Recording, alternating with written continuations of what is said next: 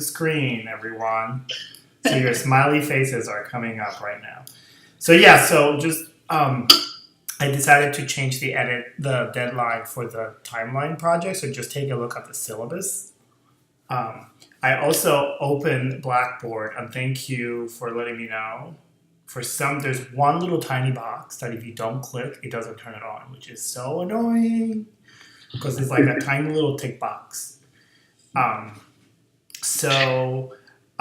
let's start diving into this. So okay, so the one thing that I want you all to do actually, open up the Slack. We tried this last week, which was really awesome.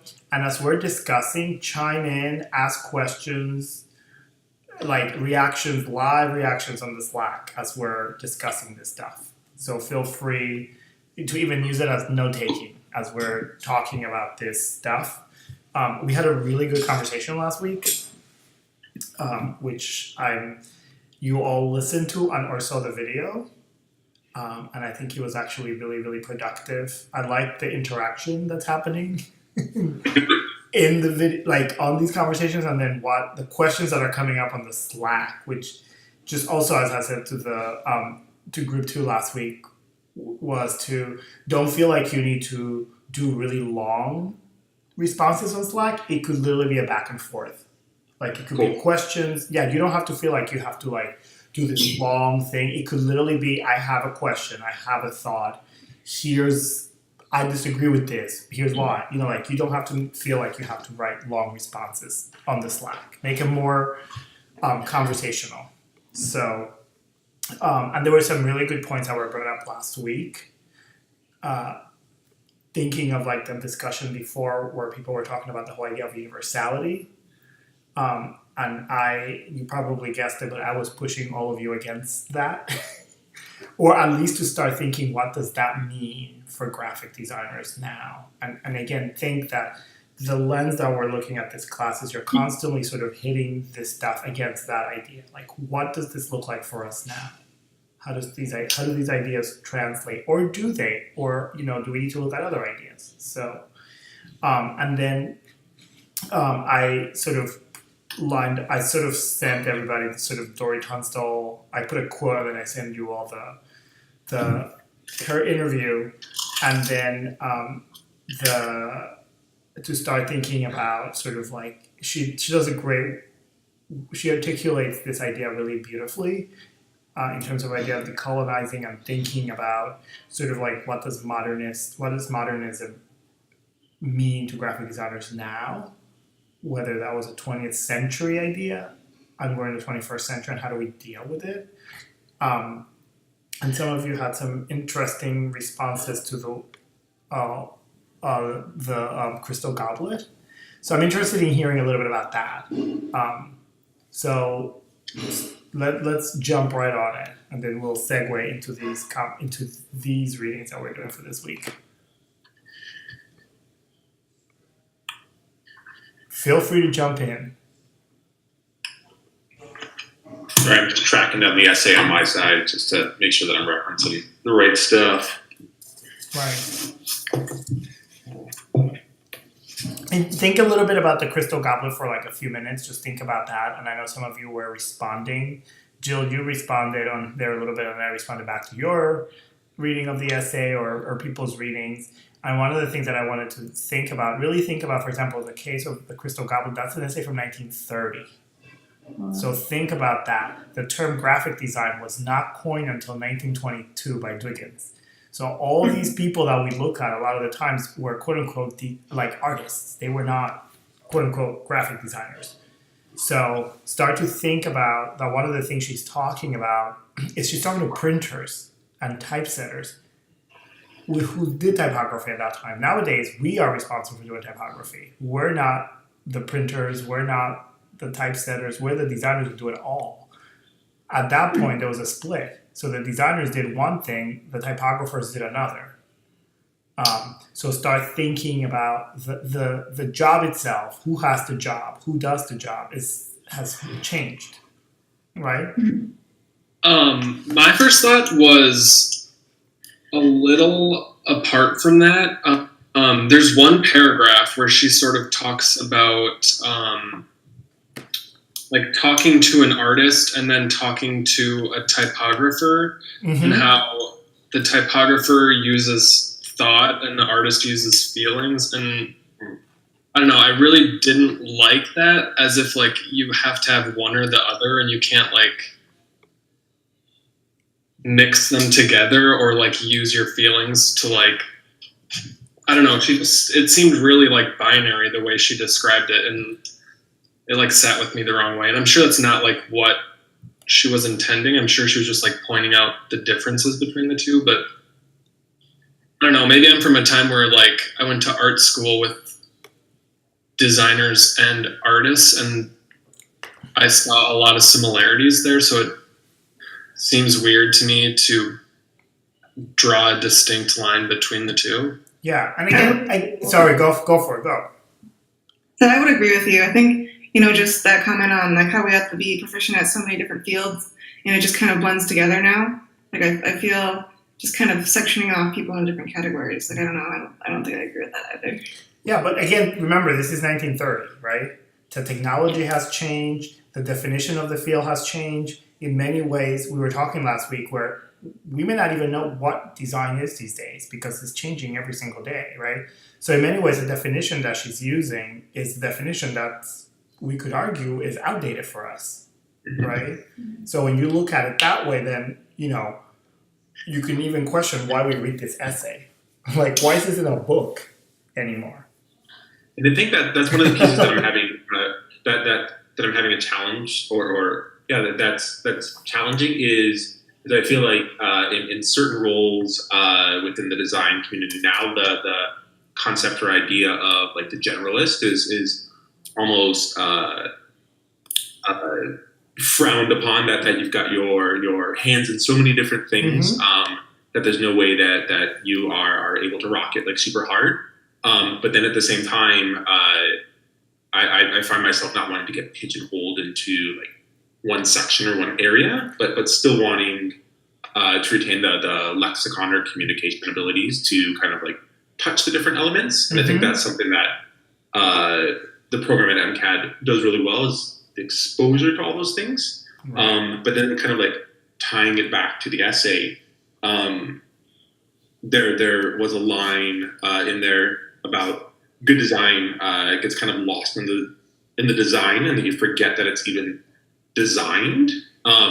So it kind of like talked about how things were, that you get lost in the design because it's so well designed that you forget that it's even been touched, and then kind of like threading it back to all the different elements or roles that could have like funneled into that, like in the 30s, that there were so many people touching it, so you saw how all those things kind of intersected, but now it kind of becomes melded into a larger piece of the puzzle, if that kind of makes sense, that weird stream of consciousness that just came out.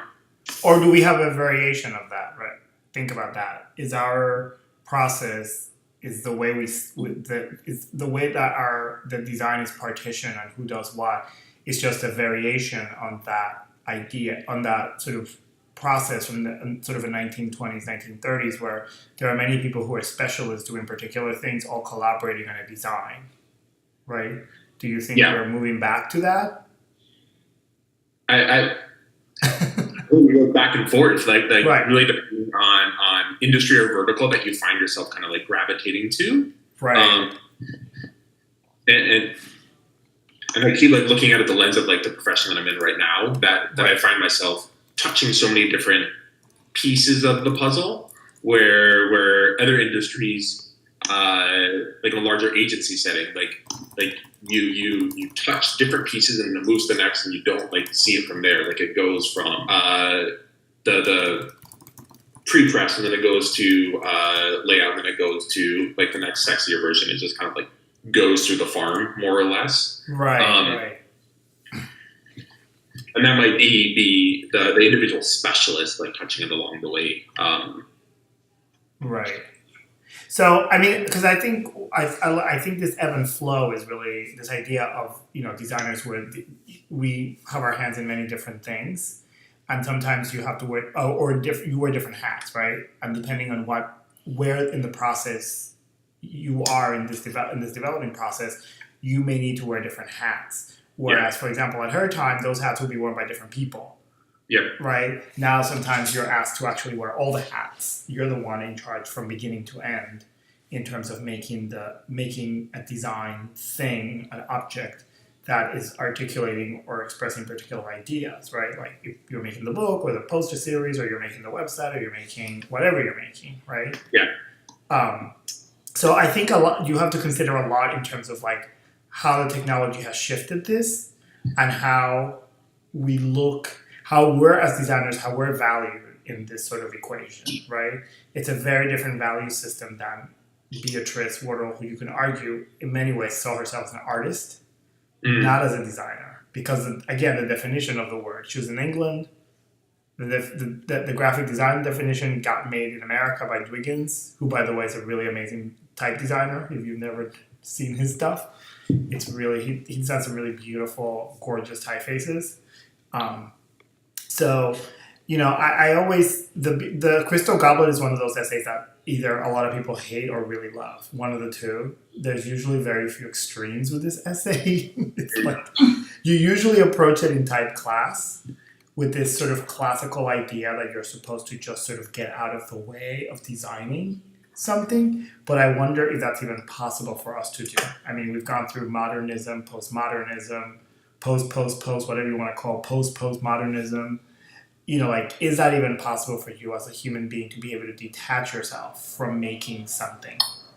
You know, that idea, like, being transparent about it. Sometimes, like, you know, the word transparency might translate to something different for us now than it did for her at that time.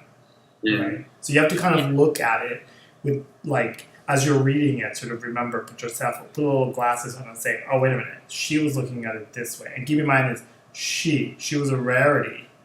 Yeah. You know, there are very few women who were like, oh my God, right? Like, this is a woman who wrote this essay. I think she might be the only woman in the whole entire book. In this book, right? Like, think about that. That's like, I mean, I think so. I'm looking at the table of contents. So somebody chime in. You know, she's not the only one. There's a few other women, but at that time, you know, she was also traveling a lot and talking a lot. So she was exploring these ideas by not just writing them, but also really, it was a speech that she gave and it became a book. So, go for it. Sorry, random thought. So I just got thinking on like how designers had to become like more familiar with different fields. Mm-hmm. And there's this comment about how designers, you know, they don't really know their role yet. And then how are you supposed to be able to move forward if you don't really know what exactly your role is?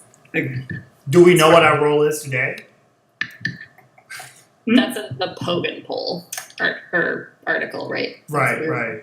Yeah. But do we know what our role is today as designers? I think everyone can define their own role to a certain extent. Okay. That's I don't know. That's the way I kind of. Or again, like Stuart's saying, you may need to redefine it based on where you are in the process in a particular project you're working on, right? Because you may have to wear different hats. Like move back to I think it ends up being the role of the designer to have those strong shoulders and say like this is that you are the guiding light of that project that you need to take a stand and maybe sometimes step aside from the artist aspect, but that you're not there because you're trying to make something beautiful. That you're there because that you've figured out the process, and you've got to have faith in that process to go through. That you know that you'll come to the end outcome. Right. Going through this, that it's not just kind of willy-nilly because you're locked in a room and the mad scientist working on something and come out with something beautiful that you're busting your ass because you've gone through this. You need to establish that in where other people within the organization or on the project might not have participated in some of those rhythms before. Right. Betsy, I'm looking at what you just typed up. Can you expand on that? Like a huge role in the ability of everyone to have access to the same thing as everyone else. Can you expand on that little one right there?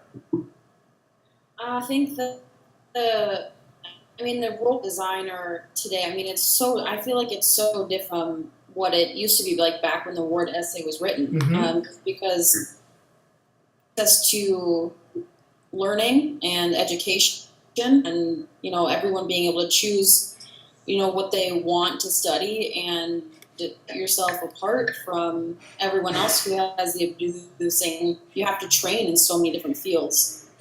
Right. Like to make yourself stand out in terms of, right, this is probably getting away what we're talking about, but like in terms of an interview or acquiring a job, like bolster up your resume, I guess, if you will. Right. I just feel like it's so different from and talking about being objective versus subjective is something that I was struck with last week with essay as well, and the difference between being objective back in the 1930s versus objective and subjective now. It's something I was thinking about a lot. Right. And perhaps these definitions we need to sort of redefine as we go along, right? Sometimes we need to redefine, or redefine it again, or remind ourselves of what it actually means for us now.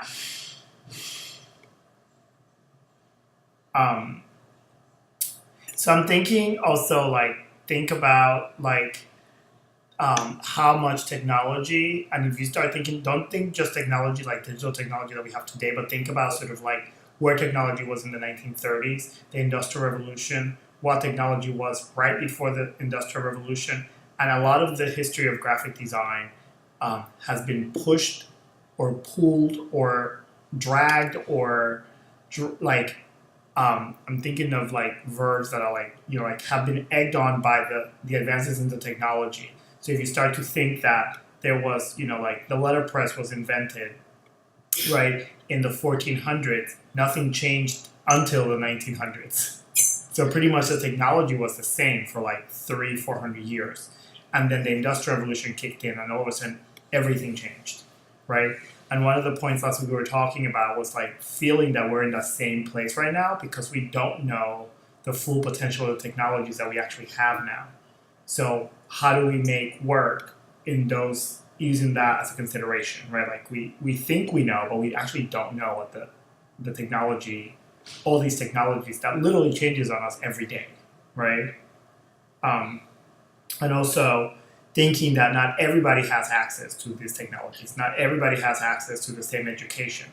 So thinking about that, different levels of education, different levels of access, different levels of literacy, different levels of, think about it when you're making work, who and how people approach it and how they're going to understand it or engage with it is going to change by every individual is going to look at it differently, right? So when we're designing, how do we consider someone that doesn't have a computer? Can that be argued that that's not our audience then? So several things. So that starts to think about that you're always thinking that there is an audience, first of all, and I would argue that you're thinking is that sort of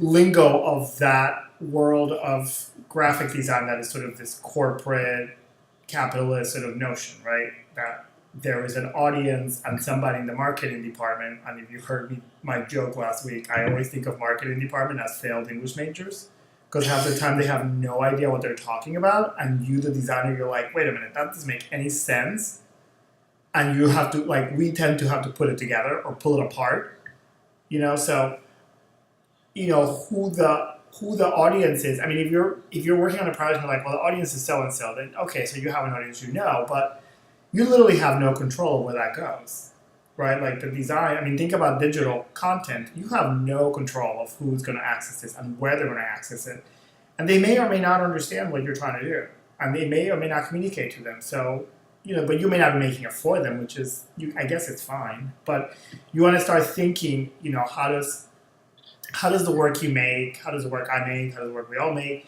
how does that communicate if you're starting to talk about sort of this very global culture that we live in and we talk about.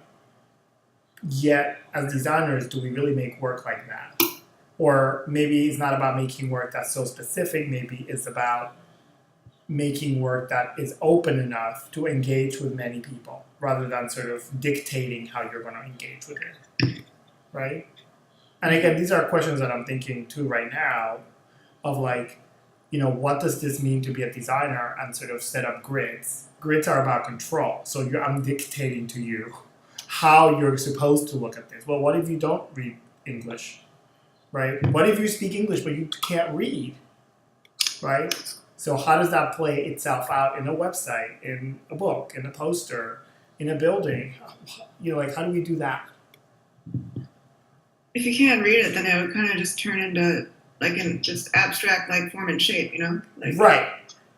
So is that a consideration to start thinking about like, oh, what happens? Like there's a certain engagement that people may have with that. The experience is different, right? So how do you create a design that's open to allow for that experience? Or That's like go I for feel it. like that's really where like the Ward argument falls apart, where it's the design of it isn't important, it's just the message. And if you can't read the message, then what is it? It's nothing, Right. If you can't, but the message might be different things to different people, right? Well, yeah, I mean, I'm just talking about like the crystal goblet idea in general, that like your type doesn't have any sort of, identifying characteristics. Right. So my question would be then, if that's, like, because I agree with you in one way, in other ways I don't, because I start to think, in particular to the crystal goblet, like, what is sort of organizational? What is hierarchy? What is legibility, and for whom? Like, what is that? Do we need to redefine that every time you work on a different project? Right? I would argue. I mean, there's certain things that she makes certain generalizations which come out of sort of this very structured British cultural social status that she had, of coming from privilege, coming from being educated, et cetera, et cetera, et cetera, right? So if you start thinking, okay, well, what is legibility? How do people read, right? Like, and we're going to get to Vanguard, who pushes on this hardcore. Like, what does that mean? Does that mean that like you need to have line by line very clearly, nothing gets in the way, or can you actually make people work by layering things, right? Because I think when you read her, you get to the point where you're like, well, all I can do is just typeset lines and I'm done. Like, thanks, right? I'm just a robot. I'm not a designer. Like, it's like, thanks. You redo. Again, it's like the definition of a job.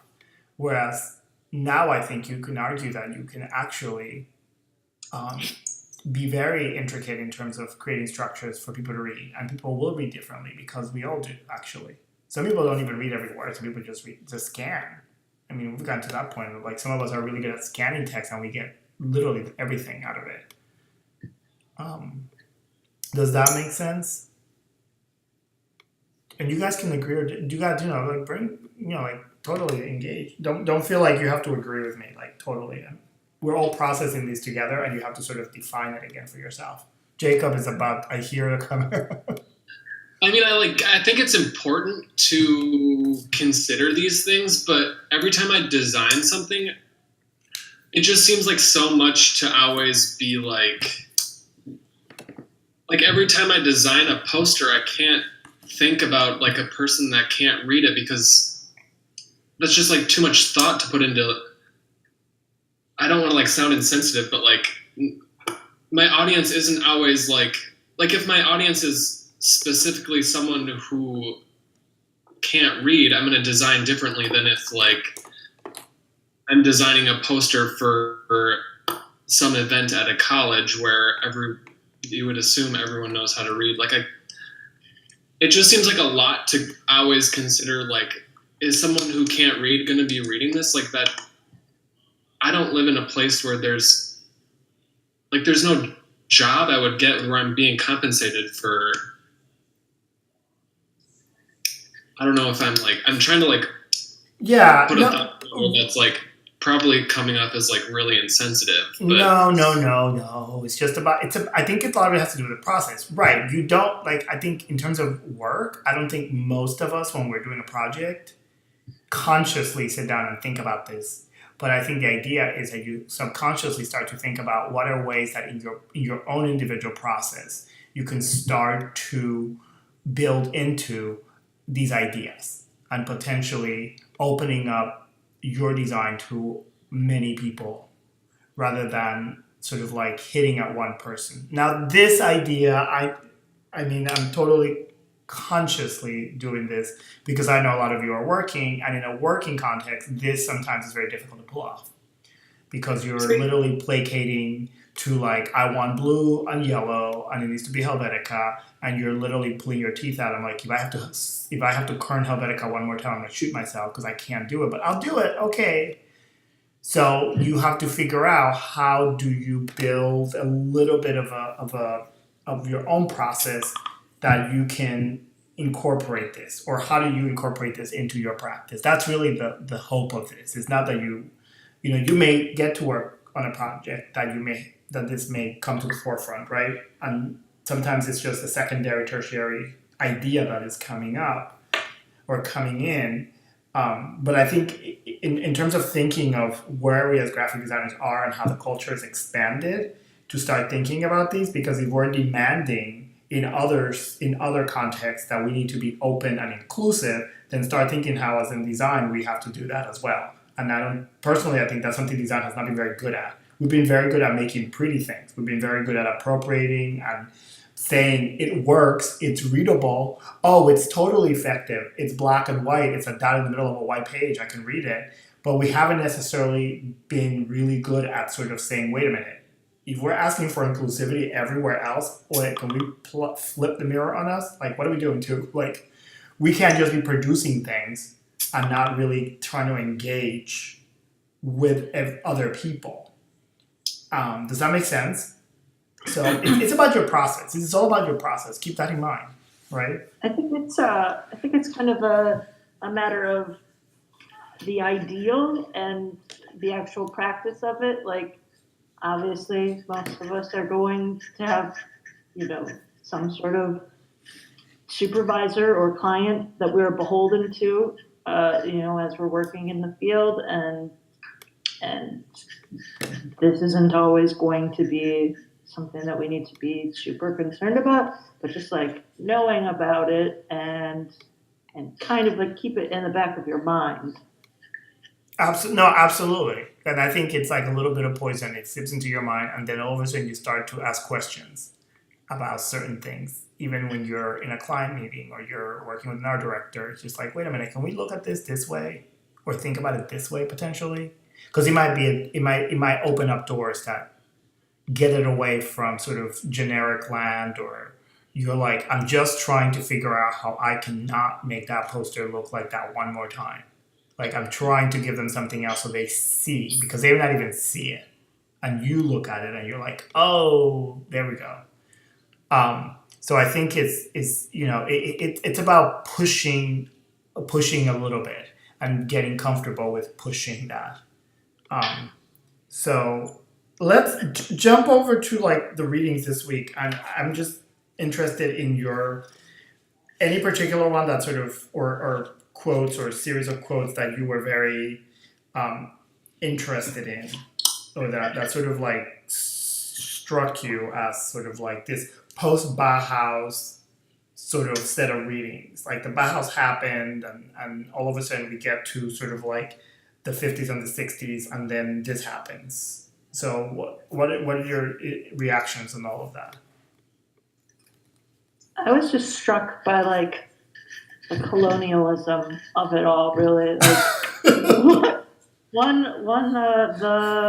which one was it? The Muller-Brockman article. Like in my notes, I just wrote in all caps colonialism. Yeah, And like even like the Europeans in America, Mm-hmm. Like they treat America like it's like the colonization of America. You know, there was a quote, and let me see. It was like, it's wrong to assume American designers were totally dependent on news from abroad to define modern design or to make crucial connections between form and ideology. And in my head, I'm like, oh, they're going to finally give the Americans some credit.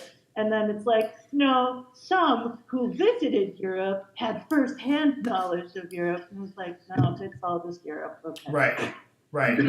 I love how you put that, Jill. Like literally, sometimes that's how I feel. Like there is no credit given to any thought, to a lot of the thought and ingenuity and creativity and traditions of other places. You know, in Lorraine's pieces, you know, Europeans in America, she goes on to, Lorraine is actually a really known historian, and she teaches at Cal Arts, and she's continued to expand on these ideas of where things are and how things developed and but yeah, it's pretty much like Europeans, they got here, they know it all, boom, done, right? Like what did the Americans do? Nothing. But like you literally, the C word, colonialism, it's like, yeah. Anyway, other thoughts from all of you, like everybody else, like what are your thoughts on these? Yeah, I felt the same way as you, Jill, on that. And also, I think the point sort of that article to me came off as Americans created a bastardized version of the European system by not basically partaking in the ideological part of it or not understanding it. Or we're not smart enough to understand or engage with the theories, right? Yeah. Yep. Yeah, and I don't know if that's what she was actually trying to say. That might have just been how it was presented. Yeah. Um, I don't think that's what she was trying to say. But this is from a catalog from the Graphic Design show, Graphic Design in America, at the Walker in like 1989, which was like the first big survey of graphic design in the US. So Lorraine wrote an essay for that, and she's written a lot. But she talks about that. But of course, her own education comes from the European background, right? So the pedagogy of the educational system derives from that European pedagogy, the Bauhaus, all of that. So I've always resisted that idea that like we are Americans and we are reductive and we don't really know things. Like before I went to grad school, I got this book, I forget the name of it. I likely threw it out because in the introduction it said American designers just know how to make funny things versus European designers who know how to make very intellectual, intense, developed work. And all I could say was, fuck you. Right? Because I was like, really? Because that disregards a lot of our own cultural place, our own cultural backgrounds, and that negates the fact that their other cultures have other values. So the only values that we're ascribing to is European values. And I think that's now I think we can have this discussion. I don't think this discussion was when I was in school, this discussion was not happening. Jill, when you just said that you read Miller Brockman as a colonialist, literally you flipped my brain off because like I love Miller Brockman for many things, but I don't love it for many others. And it's been a question in the last year that I've been like, oh, I can't touch Miller Brockman anymore. Like I won't use him to teach because I'm just like, it's scary because it's controlled, right? Like it's a designer's hero and control and literally colonialism. Like do it this way. This is the right way to do it, right? Yeah. So. the maximum conformity with maximum freedom like doesn't read that way to me. From I guess that's from Gertzner. Now that I'm looking at it, sorry. Is that? No, yeah. But still, like in the same vein, I feel like maximum conformity is just you like making, like giving up completely your free thought. And that's what the Swiss design system seemed to me to be.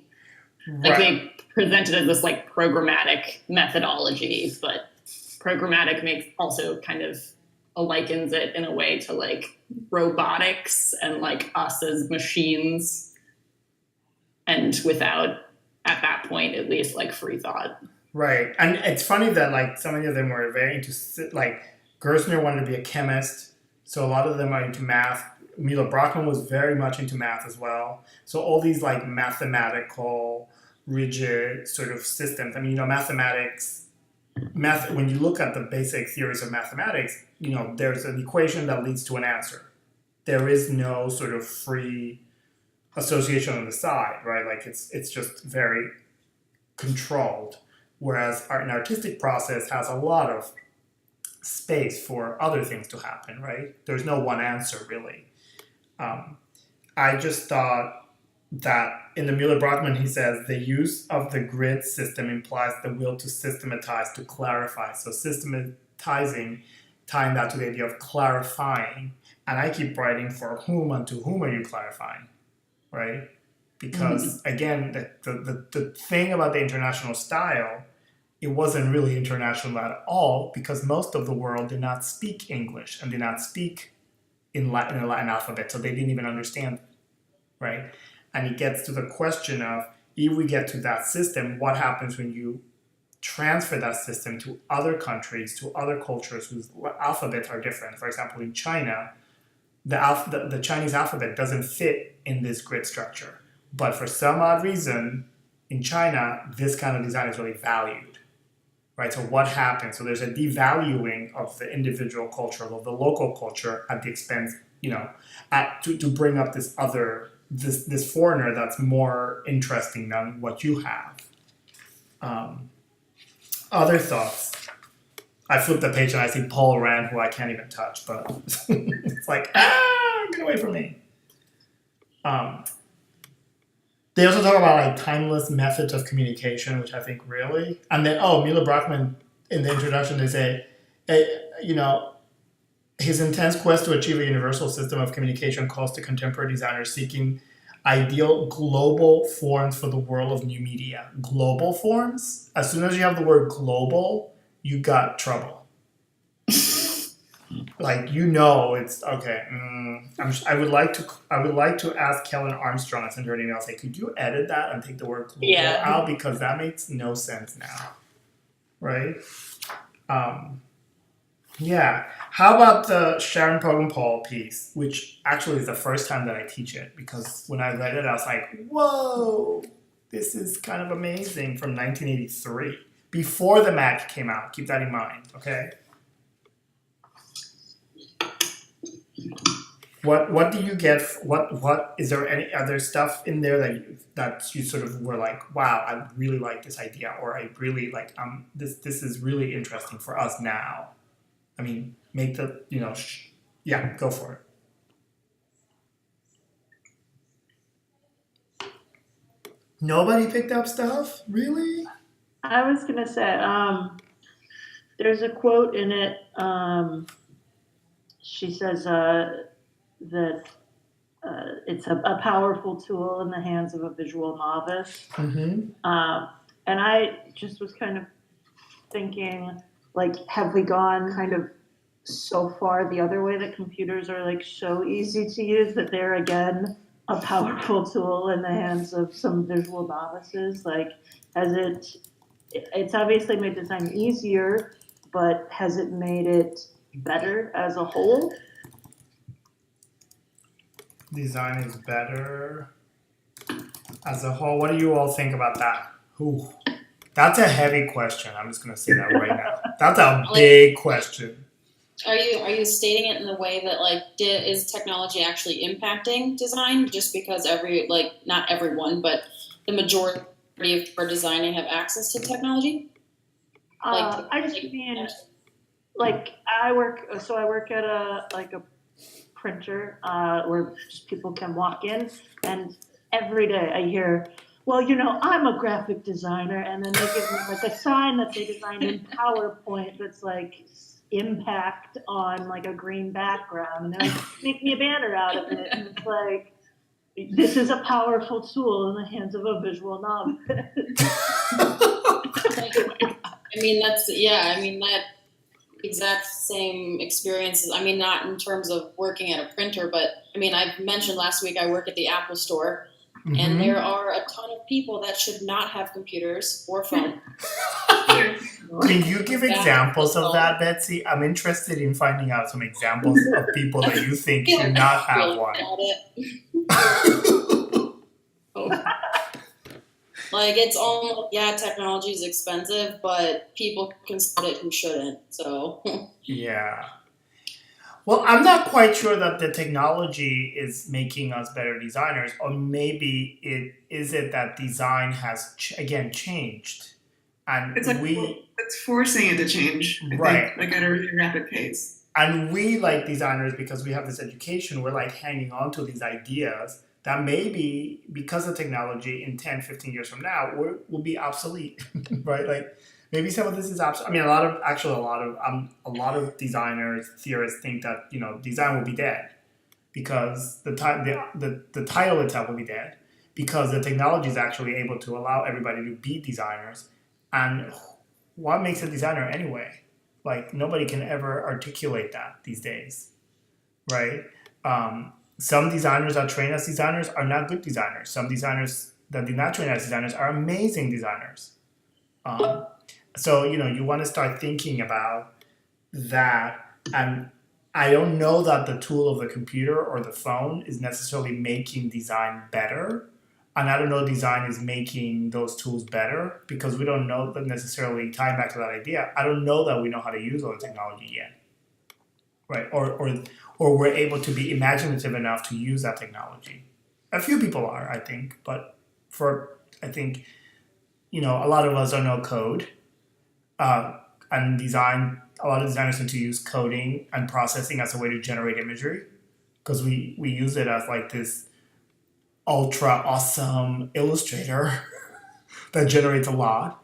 Designers that know code really well are thinking past the visual form making and starting to think about, wait, can I use this to actually make stuff, not just like the background for my poster because it looks really cool, right?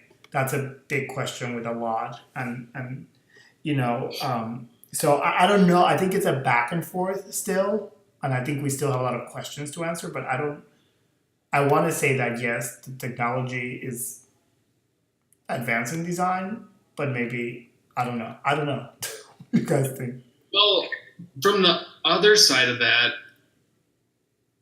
not everyone had the ability to learn how to like work a press. That doesn't mean they didn't have like a good eye or Right. So that like goes both ways. Like just because it's easier now doesn't mean, I don't know, not everyone had the ability to learn Right. stuff back then. Right. It feels like the technology is lowering the hurdle and making things a bit more accessible. But then coming back to some of the stuff that we read this week, like you still need to know the rules. And while we might make fun about some of the mathematical kind of approaches to it, it still allows for the structure. And if you are just kind of going willy-nilly at it, then that's what you get at the print store. You get a PowerPoint document that someone slapped together and said, now make me this big, beautiful poster. But if you don't have that structure and some of that skeleton of understanding, then no matter how easy the tools are to use, no matter how accessible Squarespace or Wix is, your website's still going to look like shit because you haven't gone through the process to be able to figure out, like, how do I structure that and put that together? So you can have all the tools and all the beautiful Apple products, but if you can't operate them, then you're stuck. But is there a bit in that, Stuart, about the actual like learning of the tool and how to use the tool? And then there's a part of that that's about sort of your eye and what you see and what you sort of understand as a designer.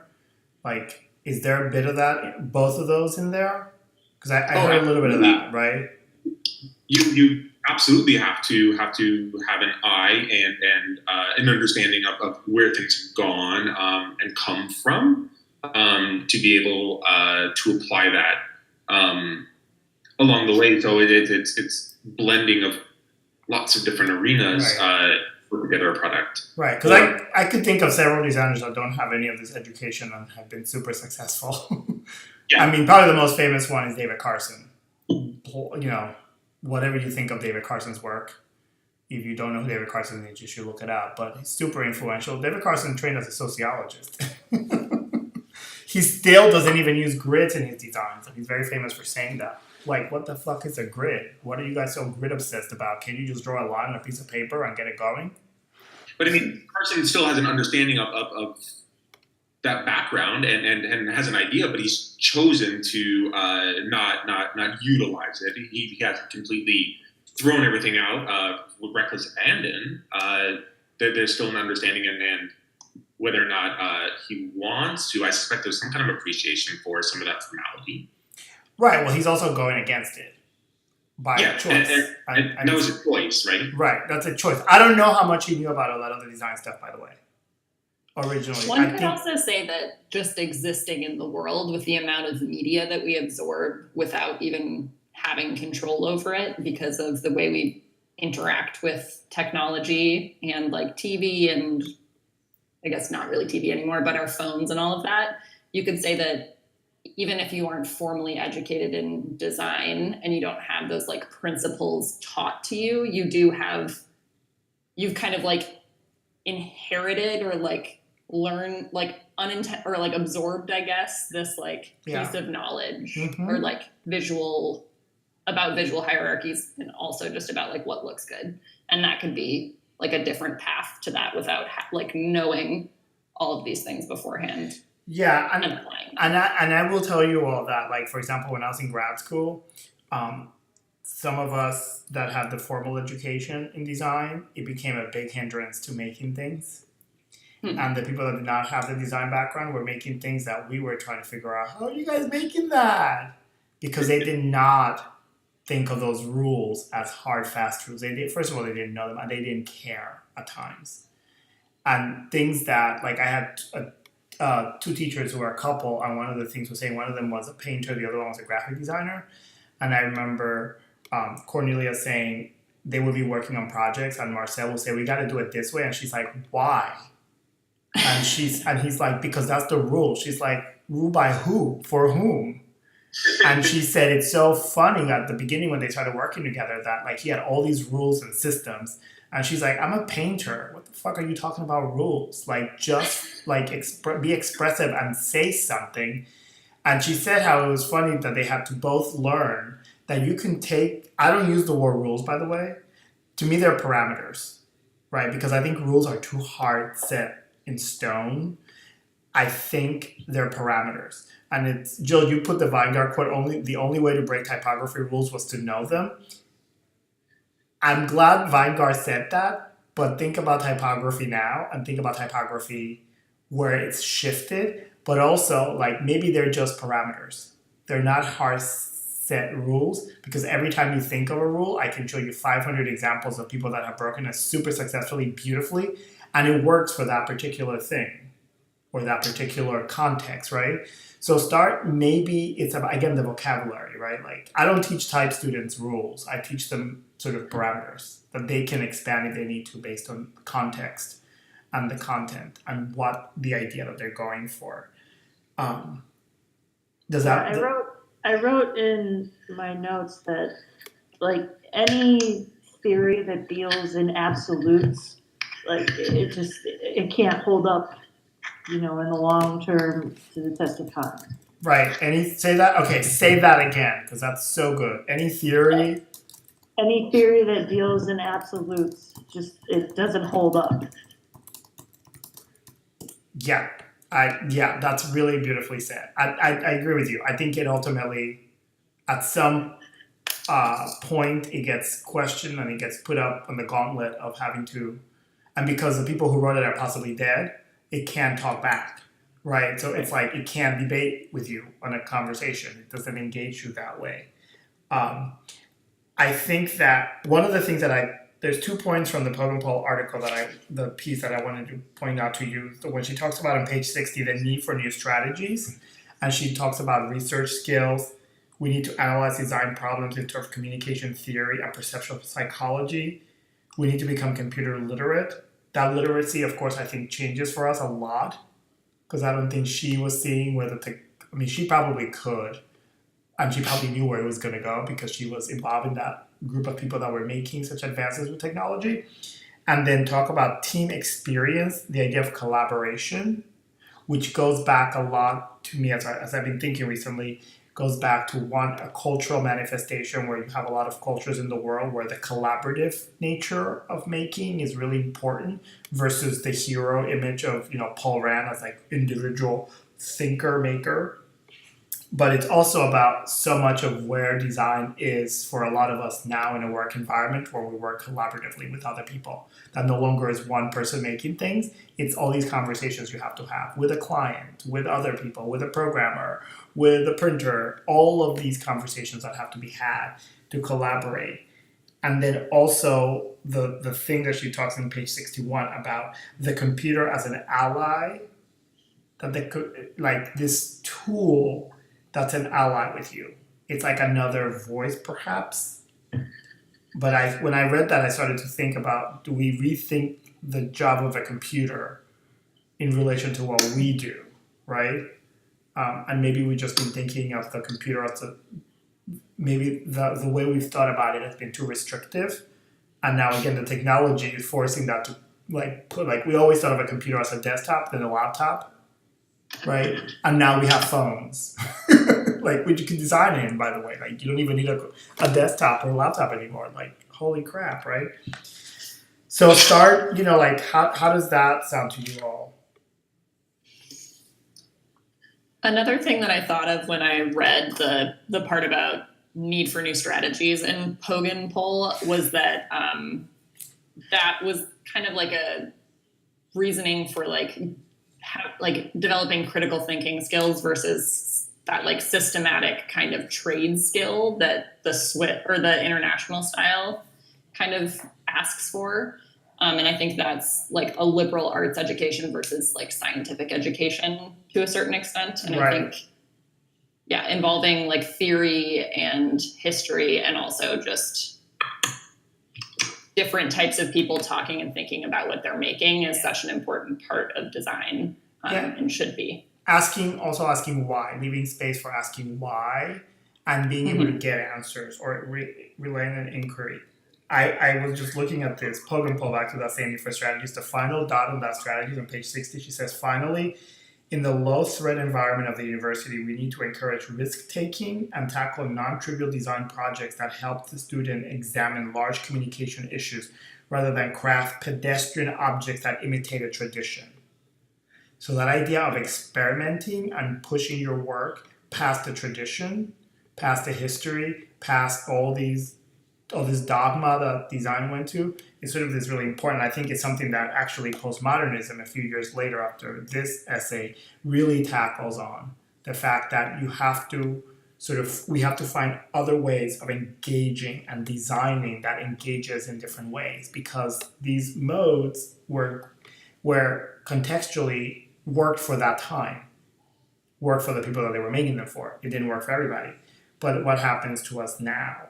And I think when you look at Weingart, not to jump, but I want to make sure that we talk a little bit, because Weingart was so instrumental in terms of typographic development, in terms of dealing with postmodernism. He was really, really super influential in postmodernism.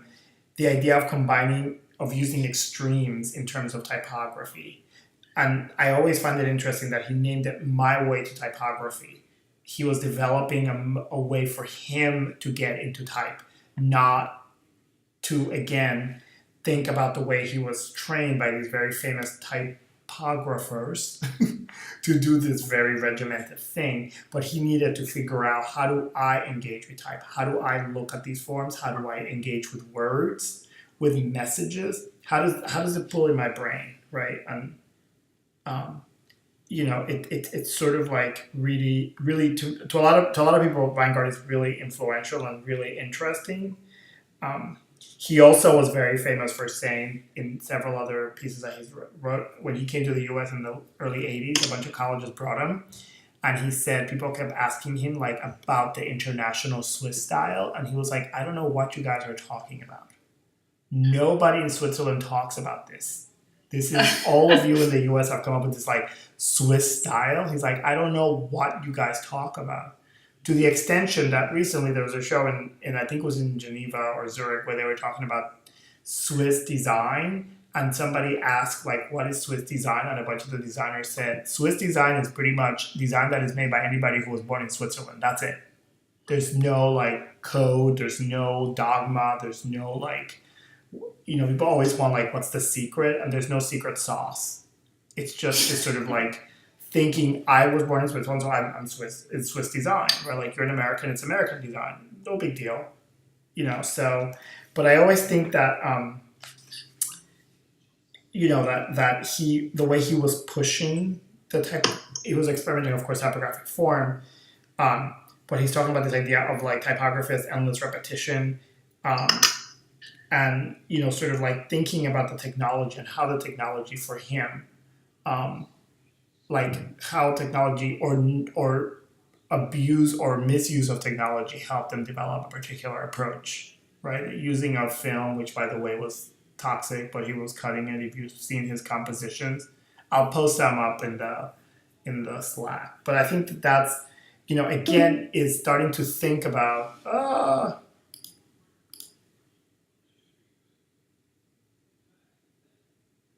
I lost you guys. I'll be right back. Oh my god.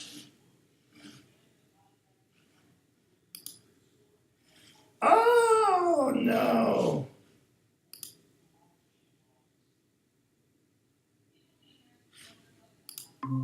I lost you all. Are you all there?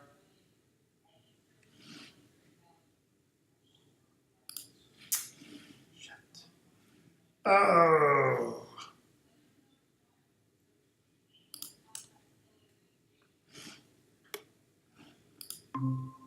I lost you all. I'm so sorry. My Wi-Fi just went dead. Bloop. Ramon, did you turn into a pumpkin? I know my Wi-Fi went like it just disappeared.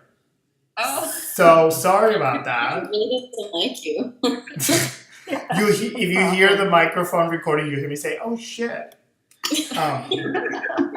No, but like as I was saying, like Weingart was really instrumental in pushing a lot. And when you start thinking of like, for example, who studied with him, like April Greiman studied with him, Dan Friedman studied with him. So the first group of people that went to Switzerland were a lot of Americans.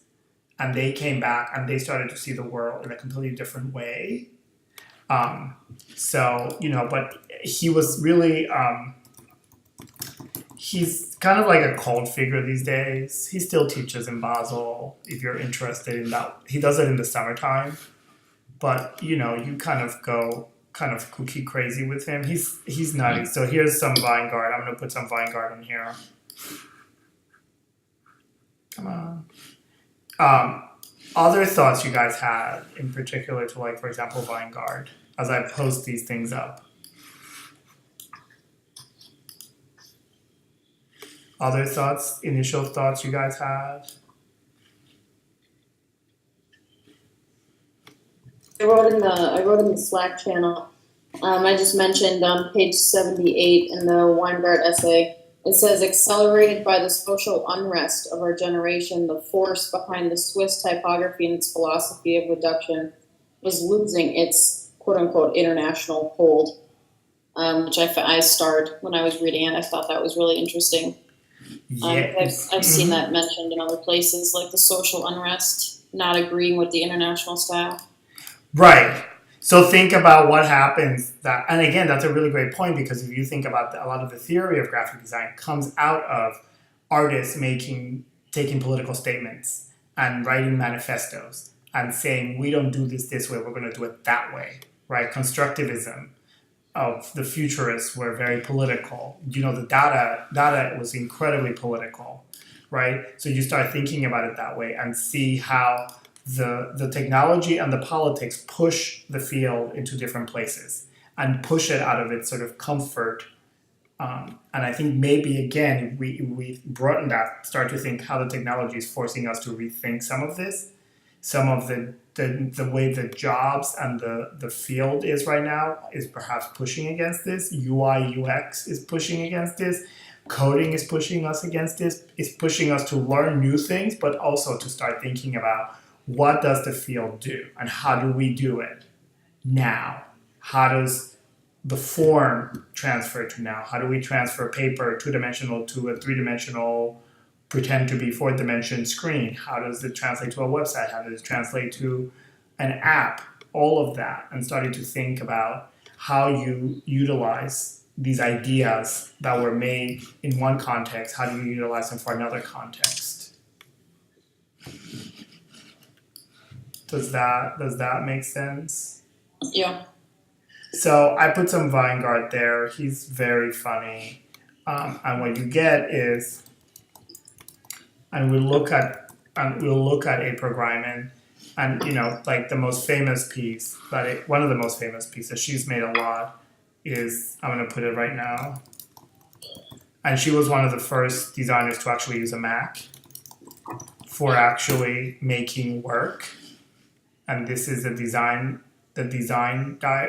journal from the Design Quarterly from the Walker. That's her edition, which is actually a double-sided, but you always only see the front, which is her self-portrait of her as a designer. And you may be able to have access to looking at the real thing. Probably they have it at the Walker. It was made for the Walker.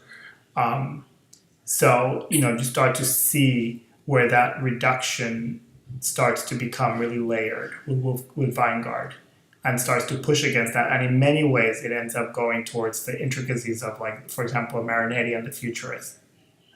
Marinetti's poetic compositions. So things are no longer as simplified, and maybe the political context of the time added to that there was a distrust of the simplified forms. There's a distrust in that, which I think you can start thinking about, where are we right now with politics, and the distrust of certain spaces and certain fields and certain institutions, right? Cool. Other thoughts?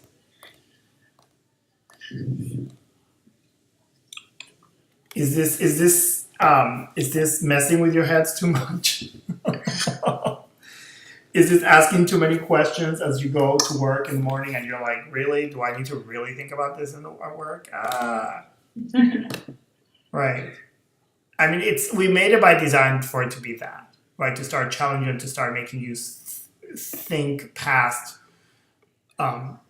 just the usual influxes that you have to make work, and for you to start thinking about, what kind of work do I make? And if you start thinking about where you fit in all of this, you start thinking of the timeline. This week's you'll see a project, a 1 week sort of project where you have to sort of create this design response to one of these pieces, and how you design it, what you do with it, that's up to you. But starting to think about how you yourself are being pushed, and how you can start articulating what is it that you do as a designer, aside from, being a copy machine, or learning how to use software, or being really agile at, like, doing certain things, but how do you give meaning to form, right? And how do you see it specifically? Because it's an individual thing, and you see it individually. Does that make sense? Cool. So, good points. And again, feel free to chime in on the Slack as, like, group 2 will start chiming in. Feel free to, like, also add if you come up with additional thoughts. And again, you don't have to write lengthy pieces. You can literally just write like we were doing now. It's just a little, question or a little thought that just popped into your head. Think about it more conversational. Because the conversations are really, really awesome to start having, and they're really good debate to sort of create a little debate for yourself in terms of, like, what am I doing as a designer? Like, what's going on? What am I making my work? Or questioning your process, which is actually even more important, to start thinking how you create process or processes, because a lot of us are have to create different processes because of depending on what time of the day you are and where you are. You may have to have one adaptive process that works at work, and then you go home and you're like, "Ooh, I want to be a completely different designer when I'm doing this other kind of work." So, excellent. So, great. If you chime in, email me with any questions, and we continue going through some theory. some history, and then we'll switch to theory. But excellent. Any thoughts? Any final questions or things that you want to think about? This new assignment is due this Sunday. This new assignment, yes, it's a 1 week. It's quick. Really, literally, I want you to make it quick. It's a design reaction to one of the particular pieces we've read so far. So pick a piece. It could literally be you pick your favorite quote from it and you design a reaction to it. It does not. I want you to like. This is how I react to this, or it could be not an interpretation but a reaction to it. You could literally put the quote and then generate a written quote, and you figure out how to design that so that it's this conversation between these two. Does that make sense? It could be image driven, it could be text driven, it could be both, but it's a total design reaction, and you just have to upload it onto the Slack. Great. Yeah. Fabulous. All right. So I will see you all in like 2 weeks. But in the meantime, I will see you on the Slack. And if you have any questions, feel free to email me. Fabulous. Sounds good. All right. Have a good night, everyone. Thanks again for hanging out. Yeah, thank You you. too. Good night. All right. Good night.